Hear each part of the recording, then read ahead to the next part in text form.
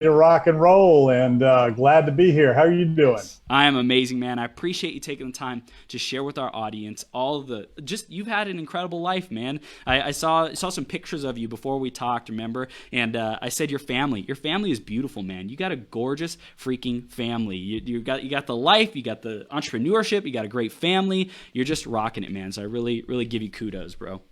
Yeah, I appreciate it. I appreciate it. It's been a long journey, Yeah, and sometimes a tough journey, but yeah, it's all part of the game. And I'm halfway there. Turned 52 this month, dude. and so I'm on the second half of life, right? Because I'm gonna live to be 104. So Yes, let's go, baby. Let's go. You got lots of things to do and an impact and legacy you're already making in a big way, man. You're serving a lot of people. So let's dive into the theme of the day, which is money is blank. And so, Greg, when I say that, money is, what comes up for you?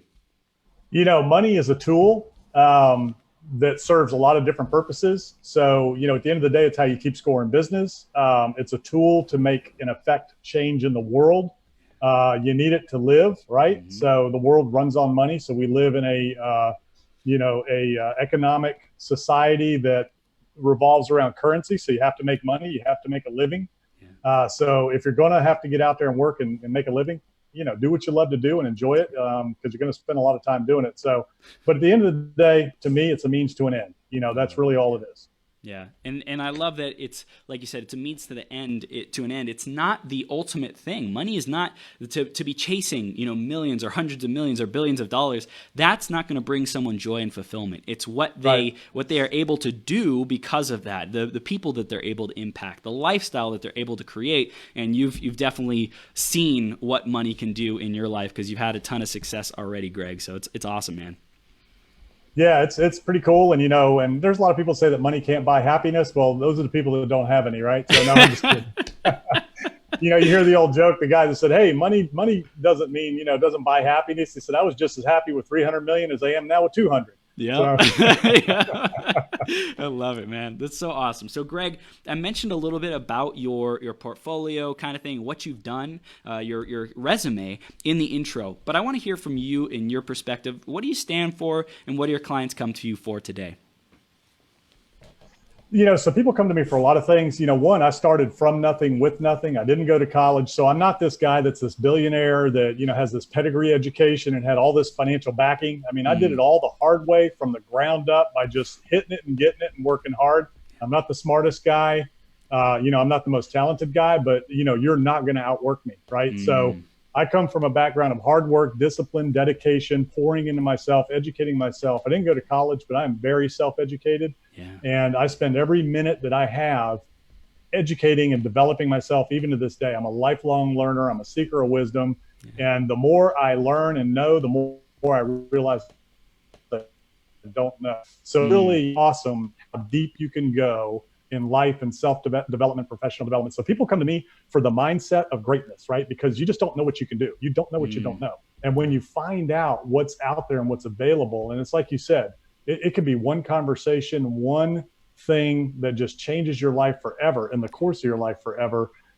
So it's really interesting. So I help people with those revelations. I help people find their place in this world. I help them mm. figure out what it is they were created to do, Wow. and then I help them unlock that and unleash the potential that they have inside of them and fulfill their God-given talents, the reason they were created and put on this earth. And when you do that with people and the light bulb goes off, it's an amazing thing, Mm, especially not only the journey, but once they arrive to where they see themselves. So, that on the personal mindset development side of it, then, at the end of the day, the nuts and bolts are, helping people grow and scale businesses to create cash flow estimates, bigger deals, think bigger, act bigger, and live bigger. So that's really what it's all about. And everybody has their different definitions and interpretations of that. So one thing is not right for another. It doesn't have to be 100 million or 10 million or a billion. mm. It is what it is for the individual. Yeah. So I just want to remove barriers for people, help people grow, develop people, and that's what I've done my entire career. Yeah. Everything else is residual to that.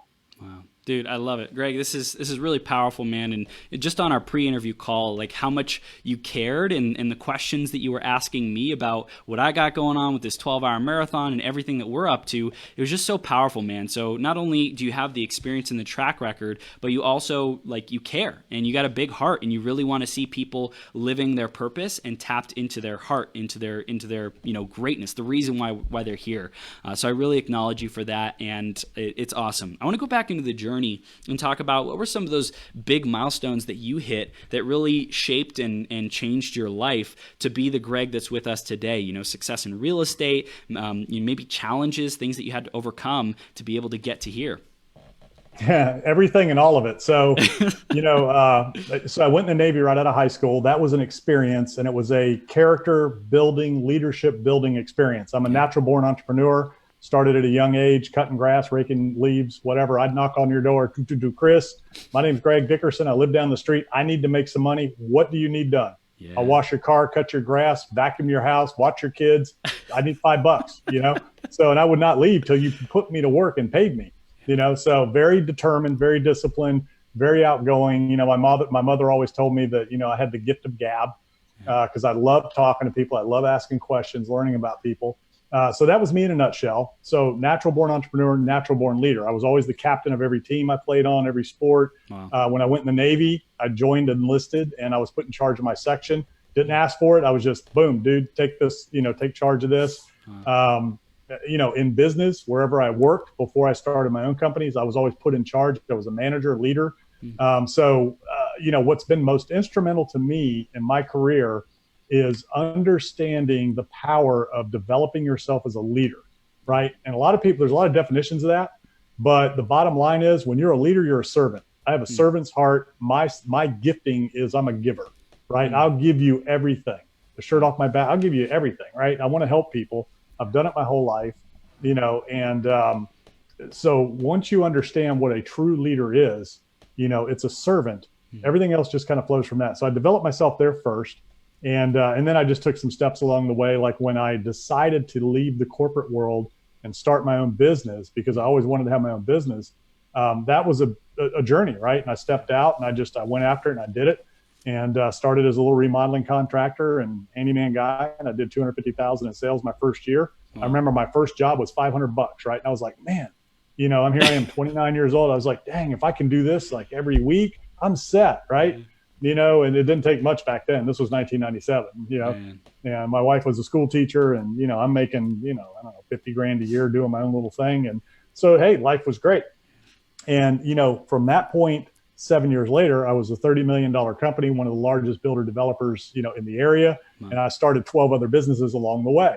And so I've got a lot of different experiences. I've done a lot of different things. I learned from mentors in my life during that period. I learned from just getting out doing it the hard way, because you didn't have the internet. You didn't have all of the resources that we have now. You just had to go do it and learn it.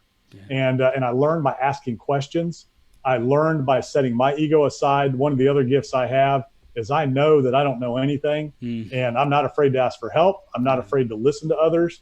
And I hired people better and smarter than me that had more experience, and I am not threatened by that at all. That's where a lot of business leaders fail, is they get intimidated by their employees that are better and smarter than them, or they won't hire people that challenge them. Wow. Man, I'm like, dude, I want the best, right? Yeah. That's how you grow and scale. So just those types of things along the way. And then there's different milestones, right? So there's the first decision of, hey, I'm going to step out and start this business. My kids were little, I didn't have a whole lot to lose at the time. So, that was all right. I had no money. I just went and did it.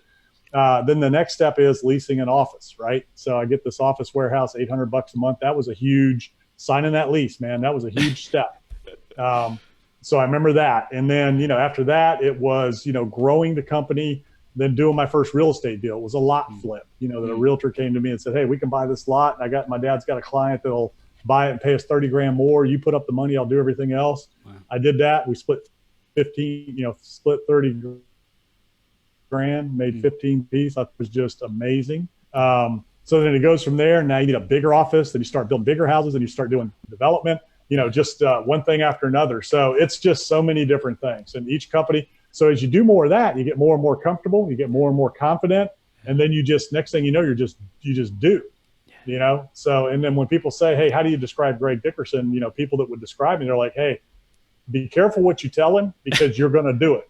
So I'm one of those guys, if we're going to sit and brainstorm, it's not like, oh yeah, great, catch you later. It's like, well, let's go. And the next day we're doing it, So anyways, dude, so that's me. I love it. And I love it's like you are so passionate about this and you have so much to share that like I love how fast you talk. There's so much you want to get out. There's so much value that you want to contribute to our audience. I really, really appreciate that, Greg. And for everyone who's tuning in live or replay, podcast, or Facebook Live, I want you to type in Greg. Type in Greg because Greg is bringing the freaking fire right now. Take a screenshot, put it on Instagram, put it on Facebook, tag me. I'll make sure we get it out. So Greg, this is great stuff, man. I want to stay in the journey a lot because I think there's a lot of wisdom there.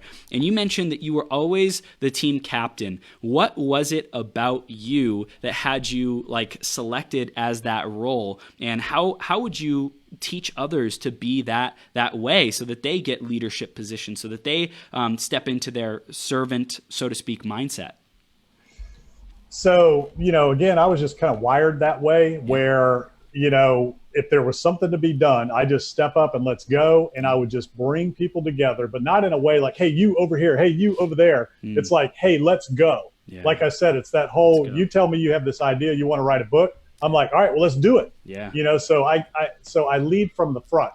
Okay. So I'm not in the back going charge. I'm out front going, let's go. Yeah. So it's leading from the front, number one, and then it's the leader goes last, number two, right? So everybody gets paid first. Everybody, you've heard the general eats last. Yep. So when there's a job to be done, I'm leading the charge on the job, and I'm not bossing people around, but I'm delegating in a way that it's like it's us and it's we and let's go versus I, me, you. It's us, we.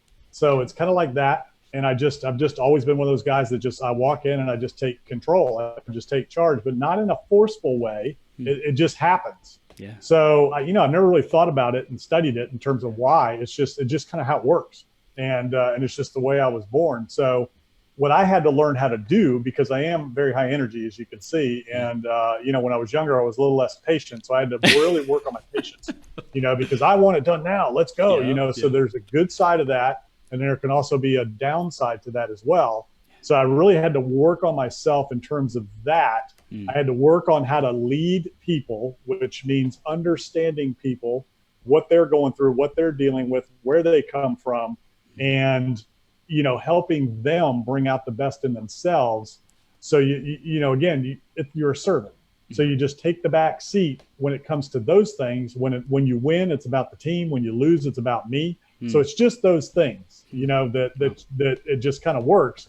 And also, I'll tell you the other thing too, now that I think about it. So even going back as a young kid, I'm very good at understanding other people's strengths, weaknesses, talents, and abilities. So aces and places, that's what I use. You want your best people in the best place when the heat's on. Right. Cross training's okay. Restaurants, sports, this, that, and the other. Cross training a little bit's all right, but when it's prime time, when it's on and you got to perform, you want aces in places, right? You want Tom Brady behind the center throwing that football. Yep. You know what I mean? You want Babe Ruth at home plate when you're two outs, man on third, and you need a home run to win. Yep. Right. Now the other side of this is Babe Ruth also has the strikeout record, right? Yeah. Tom Brady was also passed up, in his early years. So anyways, it's understanding where to put people and how to use them the best based on their personalities, their abilities, and their skills. So that goes all the way back to sports as a kid, knowing who should play first, who should play short, who should be out in the outfield. So I was the one that always organized and put the positions, so, a lot of times in sports, like I played a lot of pickup sports as a kid. So a lot of it was developed there. Everybody's just kind of, who wants to be quarterback? Everybody was like, Greg, not only because I could throw, but I'm going to say, okay, you're the receivers, you're at the center, you're over, and calling the plays, right? Calling the shots, because I knew who could do what. I knew who could run, I knew who could catch, and I could look at it with an unbiased view. Even if you were my best friend, dude, if you can't catch the ball, you're not playing receiver. Nope. You're going to walk. You know what I mean? Yeah. So it's just, I don't know. It's just, so that's where a lot of it came from. That's yeah. I've never been asked that. Wow. That's awesome. I love it. So it's like really as a kid, you grew up with the resourcefulness skill of putting the right pieces in the right places, the aces in the spaces and places. I love that. That's awesome, man. So that was a skill and a strength for you. And then going into the early years of business for you, what is it that helped you succeed and accelerate your results the fastest? I'm sure the delegation, systems, automation was a big part of that, knowing the right people. Tell us more about what helped you succeed, man.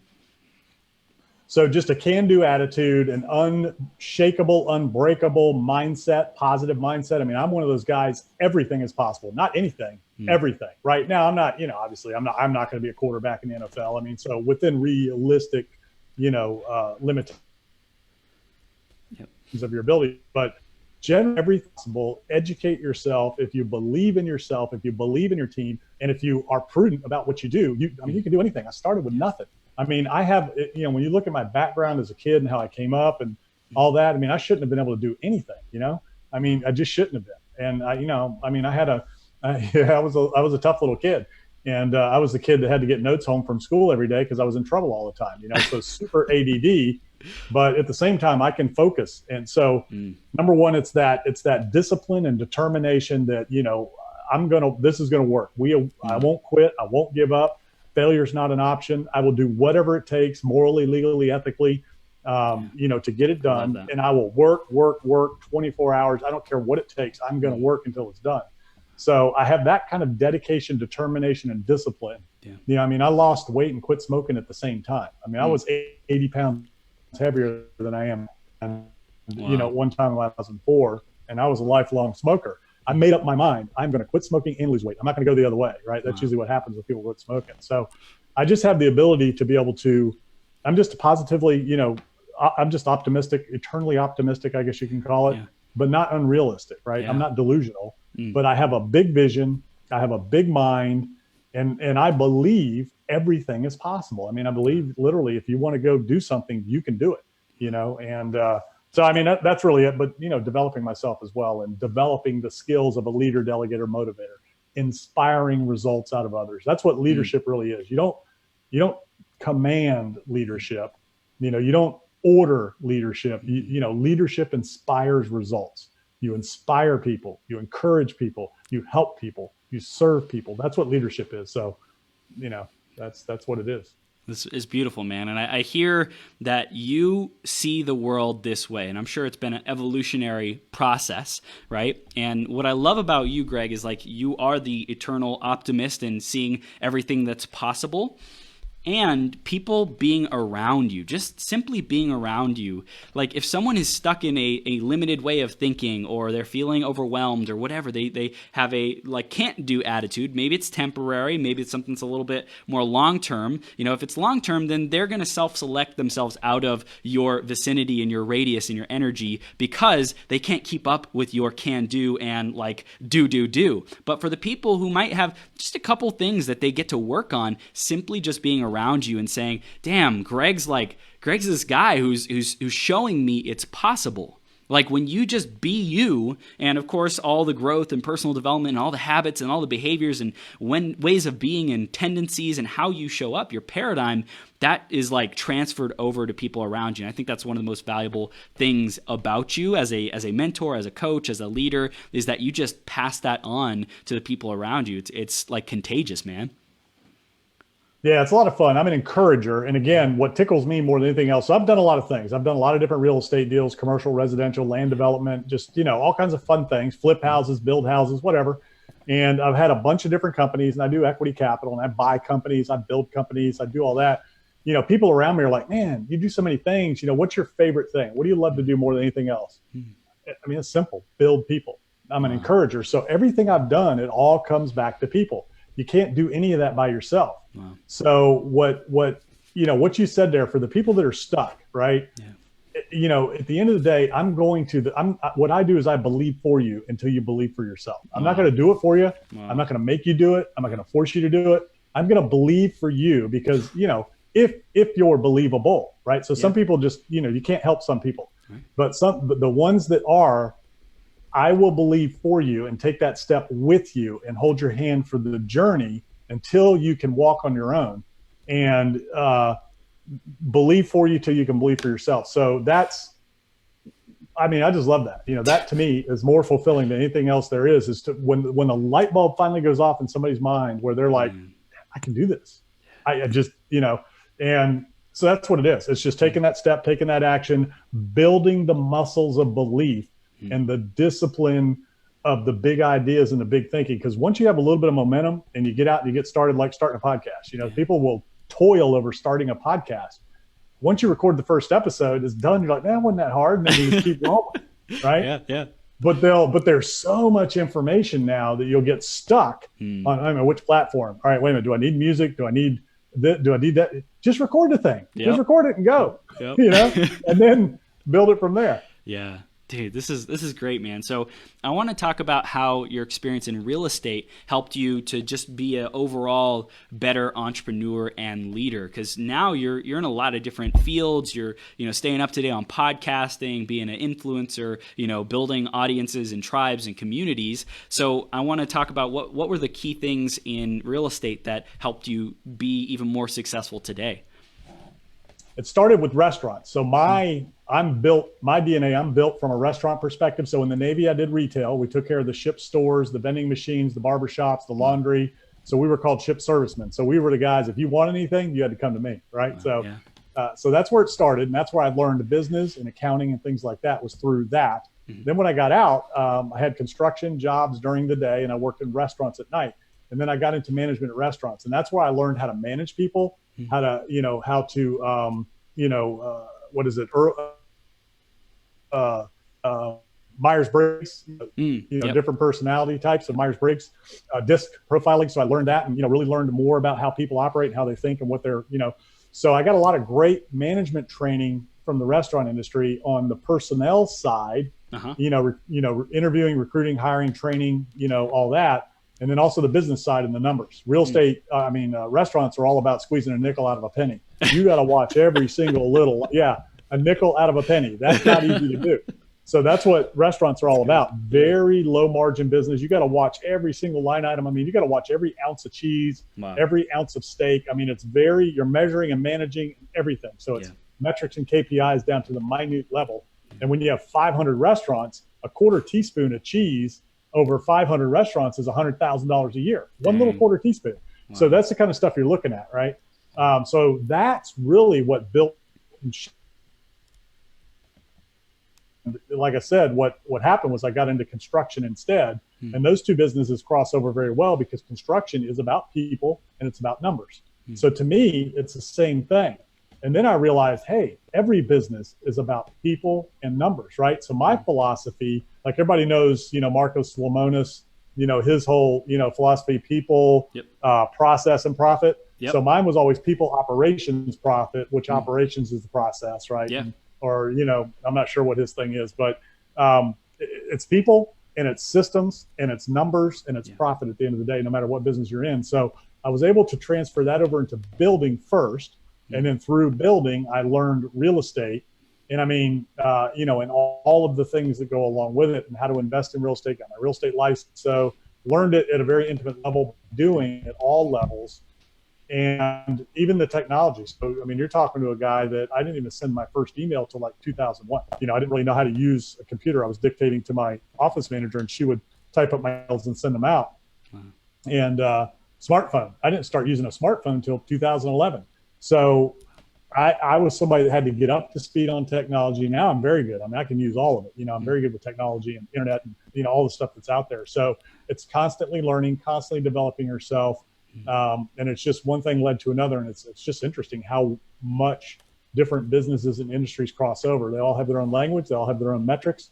They all have their own little tricks of the trade nuances. Yeah. But at the end of the day, it's people, it's, operations, and it's profit.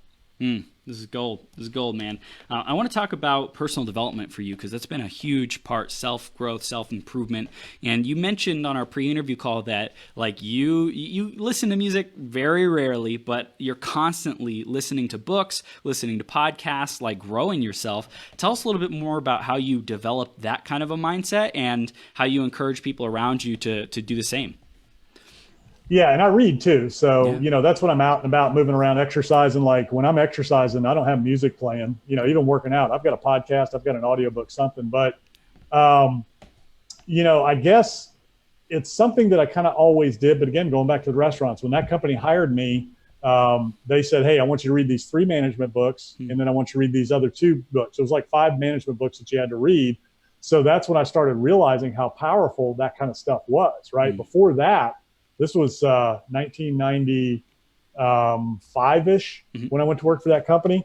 I'd never really thought much about educating myself or pouring into myself until I read those books, and I started reading that. And then I was like, dang, the light bulb went off.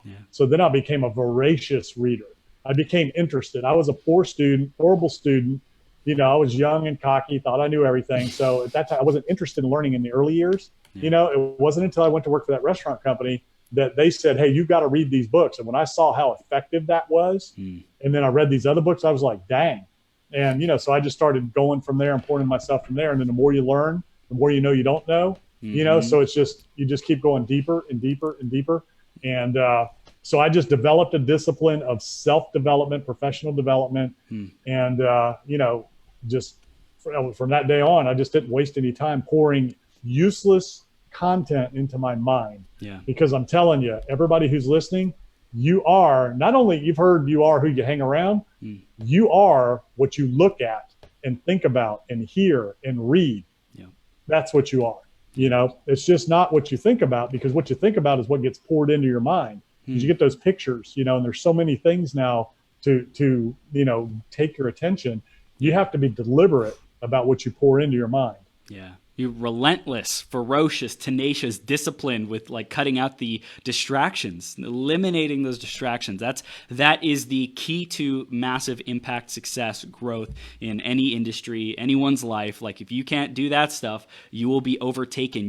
Someone will be like swayed by the winds, so to speak, right? Like you can't control the winds, but you can control your sail. And if you control that sail, like Jim Rohn talks about,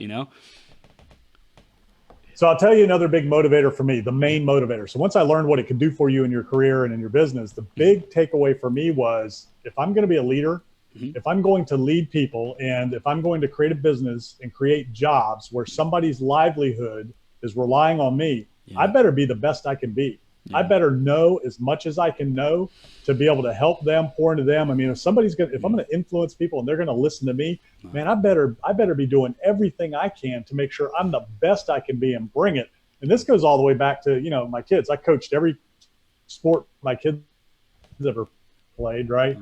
As they were growing up. I'd never coached before. And there were some sports like soccer. I mean, soccer wasn't around when I was a kid. I didn't know anything about it. So I got books and tapes and I educated myself on soccer, and I took coaching clinics and I learned how to coach so I could be the best coach I could be for those kids. I took it serious and I said, hey, these kids and these kids' parents are relying on me to be the best possible coach I can be for their kids. And you know how I get, and the way it all starts is your daughter's like, Daddy, will you coach me on our team? Yeah. So I'm like, okay, but me, let's go. You want to do it? Let's do it. So I'm talking, I've spent, I bet you I spent over $1,000 on just coaching stuff, learning how to be a coach. So really for me, if you're going to be a fiduciary of somebody else's attention, you owe a responsibility to be the best you can be and to develop yourself so that you can help them be the best they can be. And if you're not doing that, you're not just letting yourself down, you're letting everybody else down that's relying on you. Husband, father, brother, sister, mother, daughter, son, leader, mentor, coach, employee, whatever it is. Everywhere we go, we lead somebody somewhere. Be the best leader you can be. Be the best you can be for them.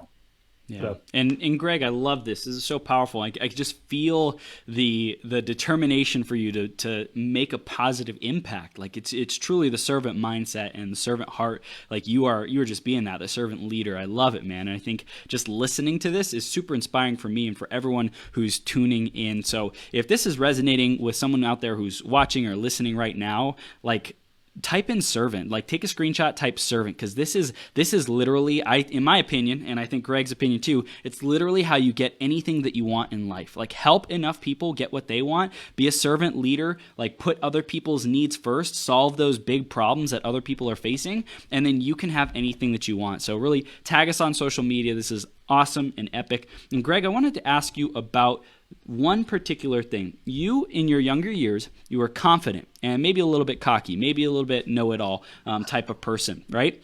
A lot of people on social media today, millennials, they call it the snowflake generation, which is there's not enough confidence, there's not enough pride, there's not enough like do it mentality. I'm curious, how do you balance the like kind of overbearing ego that wants to be in charge with the like servant mentality? Like if someone's really like forceful, how do you get them to like dial that back and be more of a servant leader and loving? And if someone's not confident enough, how do you bring them up to speed with that?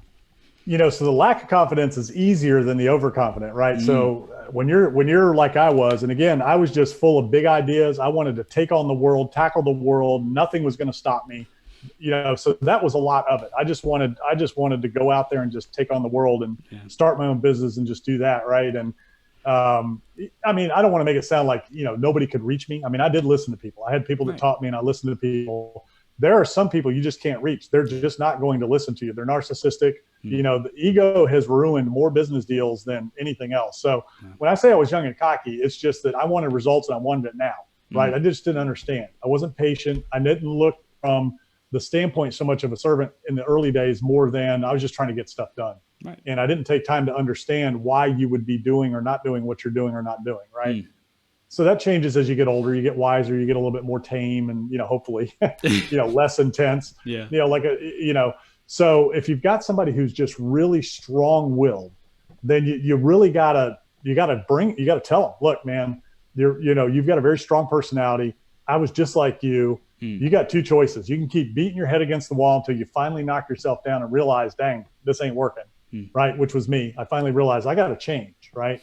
Because it's just no fun just rolling over people to get where you need to go. And not because, I didn't think I was being mean or malicious. I was just like, man, we got work to do. We don't have time. Let's get it right. Yeah. That kind of thing. Wow. And so there's a difference between that and just, so it's helping that person understand, look, you just don't know what you don't know. There's a big world out there, and you got two ways to go, right? You can just keep banging your head against the wall, or you can get on board with the program and let's roll. And you got to humble yourself. And, so some people are okay with that conversation and some aren't. And it's like, look, come back to me when you are. Yeah. I mean, that's all you can do. Some people just got to say, look, go do your thing. When you're ready, you'll come. Right. Yeah. So on the other side, what you have a lot of is the way parenting has changed. Right. So there's so much of an enabling of children these days where parents are doing everything for the kids. The kids never have to do anything for themselves.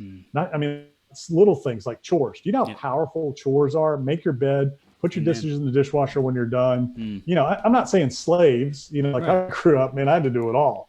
But just give them some responsibilities, give them some tasks, and hold them accountable and make them accountable for it. Taking out the trash, just stuff like that. Parents don't want to do that now. They call it, I don't want to stifle their personality. I don't want to stifle their development. I want to just let them run and be annoying in a restaurant. No.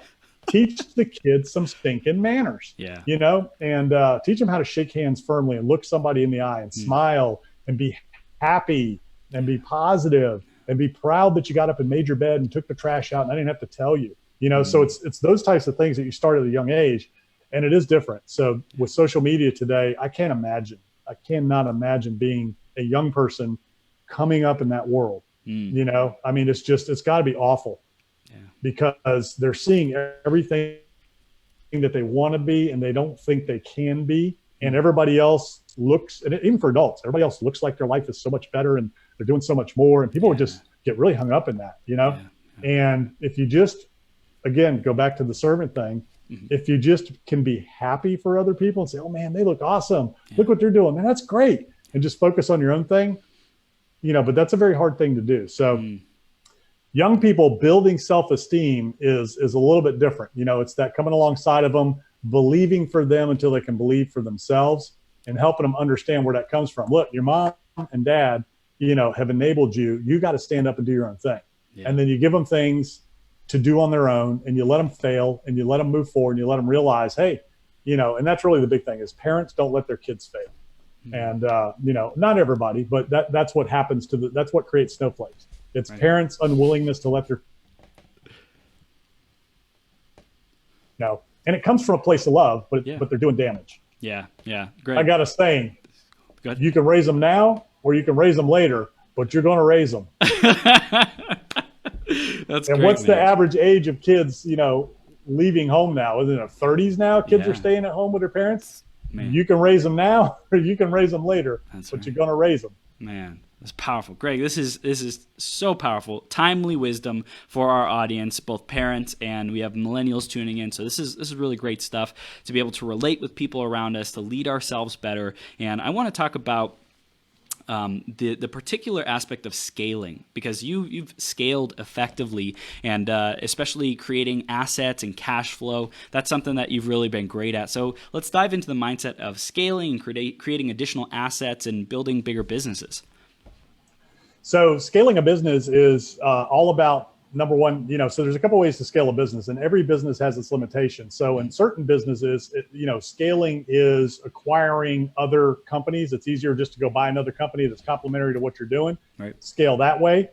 Scaling can be done by market share and increasing your internal team. So, in order to scale your existing organization, you have to become a leader, delegator, motivator, put systems in place so that it runs on autopilot. Not that you don't have to be there. Like there's this whole mindset, I only want to put 4 hours or 10 hours a weekend. Right. You ain't going to scale putting 10 hours a weekend. If you want to grow your business, you got to be involved. You got to be there and you got to grow it. Yeah. But then once you get to a point, you can put it on autopilot. You don't have to be day to day in it, but you got to look at it every day, right? You got to pay attention. So scaling is all about systems. It's all about people, operations, profit. So it's the right people in the right place with the right systems and keeping an eye on profitability at the end of the day. And there's two ways to scale a business if you're starting out. So one is, you hire somebody to teach you, or, well, there's more than two ways. You hire somebody to teach you, which is what I did. So I hired, when I started my building company, I'd never built a house. I went and hired the best people from the best company in the area that was the biggest builder. I hired a couple of their best people to come work for me and help me build my company. So you go out and you find champions and you coach them to success. If you want to win the Super Bowl and you're building a football team, who are you going to go after? You're going to go, let's assume there's no salary cap, right? You're going to go after the best people you can get, no matter what it costs, right? So that's what I've done in my business is I've found great operators and then I surrounded them with great people, but I put them in a position to make decisions, to fail, to win, to lose, to make decisions and grow and learn. And then I supported them and I guided them and I gave them the ability to make decisions and grow. So that's how you do it internally. And, if you're already an existing business and you're established and you're like, man, we've maxed out, then you go buy other companies. So that's how you expand. So they're either the same industry and you consolidate, a fragmented market, or they can be complementary. And like for me, I was a builder developer. So I started and bought businesses that were complementary to what I was doing. So I was in 12 different industries, but they were all related to the real estate construction industry. I had 12 different businesses, but they were all related to that industry. And so they were very complementary. Restaurants, same kind of thing. So restaurants, you scale by market share and geography. So you expand out and you have to scale your team internally to handle the exterior scale geographically, right? So that's another way to do it. And then in real estate deals, you just go bigger.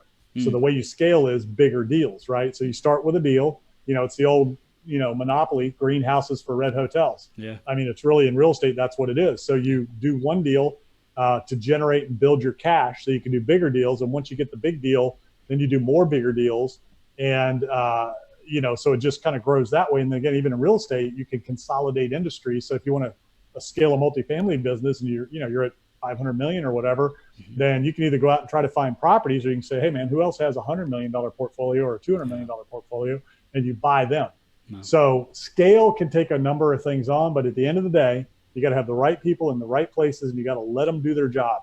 The last thing you want to do, and this is where a lot of business owners make mistakes, is they hire champions and then they hold them back, right? If you've got a thoroughbred, you don't leave him locked in the stall. You let him on the track and you let him run. Yeah. So take your thoroughbreds, take your aces, take your Tom Brady's, let them do what they were created to do and help them get better at what they are doing by encouraging them, supporting them, and letting them fail, letting them make mistakes, letting them win.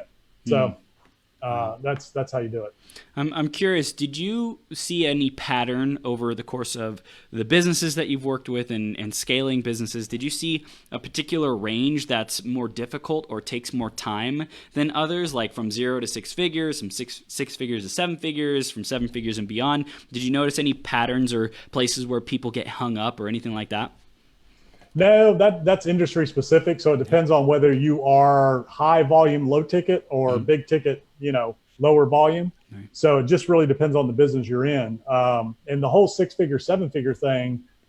So what are we talking about? Sales, net profit, growth, you know what I mean? So there's a lot of different ways to measure 6 or 7 figures. Right. So, at the end of the day, it just depends on what business you're in and what metric. If you're a real estate agent, yeah, there's a big mindset shift to go from $100,000 of gross commission income to $1 million, right? So there's a lot of things that have to take place there. Right. If you're a building company, so most small custom builders are at a $5 million a year level. So there's a big change that needs to take place within you mentally and structurally and within your organization to get from 5 to 50, and then there's a big change that needs, to get from 50 to 100. Property's easier, right? Because you're just talking about values of assets. So that's pretty easy. You buy a $200,000 property, then next thing you know, it's 4, next thing you know, it's $1 million, then it's, so that's a little easier to do. But in a business, like a restaurant, you can only grow your sales within an existing restaurant so much. So you have to open more. Yeah. So that requires, people, systems, and, capital. So in a lot of businesses are tied to the, I don't want to say you're limited because there are no limitations, but your growth and scalability is tied to your ability to raise capital. So if you don't know how to do that, that will hold you back. So, but that's not as hard as everybody thinks. Raising capital is really not difficult. So you can do that to grow your business or buy other businesses. So it really is dependent on the industry. But no, it's equal. It's all equal. And I mean, and it's the same for the guy that's going from 100 million to 500 million. So those are my mentors, guys that are at that level. Yeah. And real estate developers and stuff. That's the kind of people that have taught me in my career. And I've asked them the same questions along their journey. And actually, it's more difficult, I think, to crack that first, $1 million, multi-million-dollar level than it is to get to the next levels. But at the end of the day, and this is a big takeaway for everybody, the hardest thing to do is keep it. Any fool can make $1 million, but it takes a genius to keep it. So whatever your goal is, 1, 3, 5, 10, focus on hanging on to it as you make it, and that's the tricky part. Making it to number one, almost anybody can be number one for a while. Staying there, staying on top. That's the hard part. Yeah. What have you seen as some of the secrets or tips, the things that you've learned to be able to keep the wealth instead of, constantly letting it go or spending it on things or just not staying at that position? Taking a chunk and setting aside and protecting it, not risking it, and not blowing it, and utilizing your current income to pay for your lifestyle. So other assets, so again, you build businesses that generate cash flow to invest in assets that pay for your lifestyle. Yeah. So at the end of the day, you want to make sure you're operating within your budget. And that's a hard thing to do if you've got companies or businesses that are producing cash flow. Some people say, well, I've worked hard, I deserve this. And I've fallen into that before, with different things. Yeah. And, that'll just create pressure. So you want to take care of yourself and your necessities first. Take care of any of your, profitable debts, right? Credit cards, cars, things like that. Take care of the little debt that's not good, the bad debt first. Good debt is real estate, right? Or debt that produces income. Companies or real estate that's generating income. That's good debt, leveraged debt. But just the consumer debt is the stuff you don't want to have. Right. So you want to take care of that first. You want to get a nest egg in the bank that I could stop everything I'm doing right now. If I got whatever happened and I just can't work, I'm gonna be okay, and my family's gonna be okay. So whatever that number is, fix on that number, get that in the bank, set it aside, and don't touch it. And then go do everything else you can with what you're creating, off of your businesses, and let them and your assets pay for the luxuries and necessities in life. And that's another big problem for the younger generation. And it's kids that 5 to 10 all the way up to the 20s, is that delayed gratification, patience. Everybody wants it now. The younger generation, the snowflake generation. I mean, that's another big issue. Is we're in the world of instant everything, right? So back in the day when I was coming up, man, you had to wait for stuff. I mean, remember dial-up internet? I don't know if you ever experienced that. But, I did. I mean, Yeah. Sometimes you'd wait 5 minutes, to connect. And then a page, remember how the page would load real slow like that, These kids haven't experienced that stuff, and, what they think is slow now is funny. Oh But anyways, it's those types of things, what that one thing, all of that boils down to one word: discipline. So it's discipline in your self-development, it's discipline in your daily habits, and it's discipline in your financial habits. So that's really what it boils down to, is you've got to be self-disciplined. You're not going to be successful if you're not self-disciplined. Unless you're just a genius, and you've got you created Facebook, then you can be a whatever. Right. And I'm not saying Zuckerberg is or isn't. I'm just saying, if you created Facebook and you all of a sudden get hundreds of millions, this one doesn't matter. You just had this idea, Well, now it's about keeping it, right? Exactly. Yeah. Again, to keep it takes discipline. Yes. Yeah. So I love this. And a thought that popped into my head, Greg, is starting kids off young with the investment mindset. And so what popped in my mind is saying, okay, if I teach a young kid, let's say 4, 5, 6 years old, super early about money and about the discipline of saving money, I'm curious because after, let's say 10 years, 15 years, they would have a sizable amount of income. And I'm wondering if that would lead to some sort of entitlement that they never had, like hardship. They had the discipline from the beginning, but they never had to go without money. What are your thoughts if you would, this is just hypothetical, if you would like take away the money and say, okay, so you have this in reserve. This is like your savings. You get it in 5 years. Go start all over again from nothing. Right? What do you think of that mindset? I don't know. That'd be an interesting experiment. What I like is, my kids have all worked, at a young age in the way just like I did, and it was my money to spend. My parents didn't take it, keep it, control it. Now, we do sort of force them to save a little bit, but the first thing I talk to my kids about in terms of money is investing and giving. So I taught my kids at a young age to give a percentage of what they earn, to be charitable, and to be able to earn money so they can give. So one of the things that I've had as a philosophy in my life is to make sure I carry cash. Like a lot of people don't carry cash now, and people ask me, man, why do you carry cash? And I'm not going to talk about how much, because I don't want anybody like waiting for me outside my hotel room. I'm traveling today, but so I always keep cash on me so that, if you go buy the bucket on, Christmas, you can drop in some money. Right. The kids selling Girl Scout cookies or raising money for Pony Club or Little League Baseball, car wash, you got cash. Yeah. So you want to have cash so that it's a wealth abundance. It's a wealth mindset, right? Versus a scarcity mindset of, man, if I got it, I'm going to burn it. Right. I like cash, so I give it away. So my kids grew up learning that, Dad, why do you keep, this in your wallet? I'm like, so we can give it away. And they're like, wow, and I would let them do it. So I would give them the money and I'd say, you go give it to them, and not only give it to them, but thank them for taking their time out on a Saturday afternoon when they could be at the beach. We grew up in a resort area beach, right? Yeah. They could have been at the beach surfing, hanging out, having a ball. They're out there in the hot sun selling Girl Scout cookies or washing cars for Little League. So I make it a point to stop at those things and let my kids donate the money.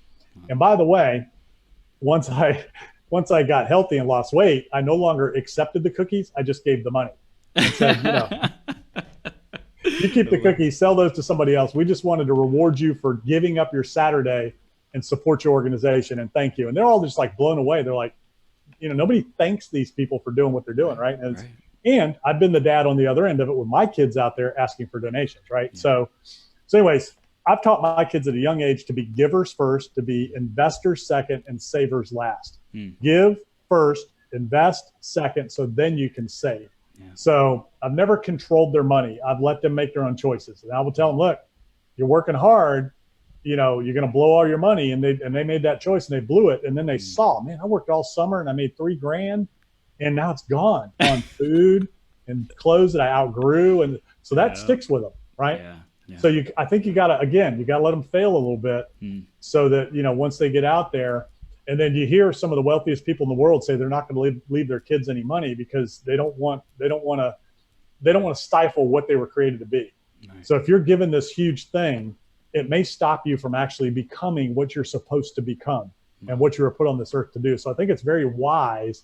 And they're saying that there might be a little something tucked away somewhere once they hit their 50s and they've gone through their life, who knows? But, but at the same token, when you go through things in life, if somebody's giving you something, it may keep you from, doing what you were created to do and taking a path that you should be taking. Yeah. But at the same token, it could help you go in a different direction too. So it's, who knows? Yeah. Everybody has their own journey. And if you have faith, then you just got to believe you're on the right path. You're doing your own thing. And, and you just got to tap into that. Yeah, that's powerful, man. And I love that it's really trusting the journey, you leveraging the faith that everything's working out for our highest and best good. And I also love how you mentioned with your kids, like having them fail. Like that failure is such a great learning tool, a great lesson that life teaches us. Tell us a little bit more about your mindset about failure and how you coach your companies that you work with and business owners and entrepreneurs to around failure. How do you coach them around that? So, number one, I look at problems as opportunities. So there are no problems. It's all opportunities, right? We solve problems. We make things happen. We get things done. That's what you do as an entrepreneur, a leader, in business. You're a problem solver. So when you look at that, you're solving problems. Businesses don't always work out, right? Businesses have a high failure rate. So every business you get into isn't always going to work. And I've had businesses that did better than others. I've had some that didn't do so well. So you're going to fail. Whether your company ultimately fails, you're going to fail at something somewhere along the line. So it's just part of the journey. It's part of life. But, again, it's like Babe Ruth, he had the home run record of, best hitter of all time without steroids, right? But he also had the strikeout record. Nobody talks about that. You've heard the stories of Tom Brady and his struggles and, getting, wasn't even first pick and, all of that stuff. And Michael Jordan getting turned over and passed down and, all of that stuff. So all of us have had our struggles. We've had our failures. It's just part of the game. Yeah. So it's not who you are. It doesn't define you because you messed up and you made mistakes. And that's where a lot of people get hung up is they'll make a mistake and they'll think, oh my God, that, I can't do, I'm a failure. I'm a loser. I'm a quitter. I'm whatever. And that's the story that they keep telling themselves instead of understanding, well, that was an event. I just didn't do the right thing. I didn't take the right steps. I did stuff wrong and learn from it so that you're 10 times better on the other side. And that's what happens. The bigger you fail, the bigger you're going to return on the other side if you understand and take the lessons from it and learn from it and then move forward. So it's all part of the journey, and some are harder to swallow than others, especially if other people are affected by it, jobs or whatever, so that's always tough. But it's just part of business. If you're going to be an entrepreneur and you're going to go into business, venture capitalists, right? 30% of all the deals they look at work, 70% don't. So they know that going into it, but it's risk reward, right? So if you're going to step out and you're going to be an entrepreneur, you're going to have some failures. But guess what? You're going to have some failures in any job, right? You're going to have failures at anything you do in life. And it's just all part of the journey. And you just keep your head up and you just keep on marching. You're like, man, okay, now I know what not to do. And let me tell you, there's two things that are very important in life and in business, and extremely valuable, especially when it comes to wisdom. Knowing what to do, right, is obviously extremely valuable and important. The most important thing is knowing what not to do. That's the most important thing. It's not knowing what to do. And it's not who you know. It's what not to do and who to stay away from. Those are very important. Wow. Greg, this is so powerful, man. This has been an incredible interview. I want to tell people how they can stay connected with you. What are the next steps that they can do to continue their journey and keep growing with you, man? Yeah. So I've got podcast, YouTube going on, but my website, gregdickerson.com, gregdickerson.com, everything is there. My Instagram, YouTube, Facebook, podcast, all that's there. So I create content on a regular basis, on a daily basis, and it gets sent out to all those mediums. So wherever people get their content, they can consume it. And it's all, I'm not pitching anything, selling anything. It's all just me giving all of the wisdom, all of the things that I've learned over my 30 years in business on different levels. Some of it's mindset, some of it's business, some of it's real estate, some of it's very technical, some of it's very broad.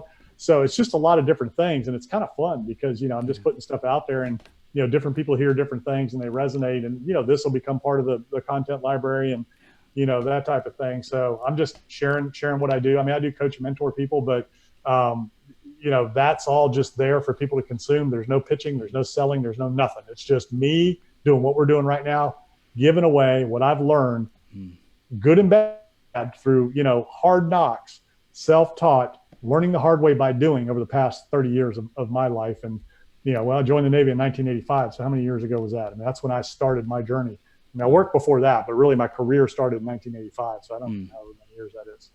Man, this is powerful. Greg, you're a freaking powerhouse. They go to gregdickerson.com. That's GregDickerson.com. And they can find you on Facebook, Greg Dickerson, and check out your podcast, all kinds of great stuff you got going on, sharing your wisdom, man. It's freaking powerful. We've loved this interview, Greg, and we're going to wrap it up with the final minute to win it. And this is basically, just a heartfelt message of encouragement that you want to leave our audience with.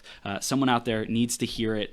About their entrepreneurial journey, about scaling, automating, whatever you want to really drive home. Let's bring it home, man.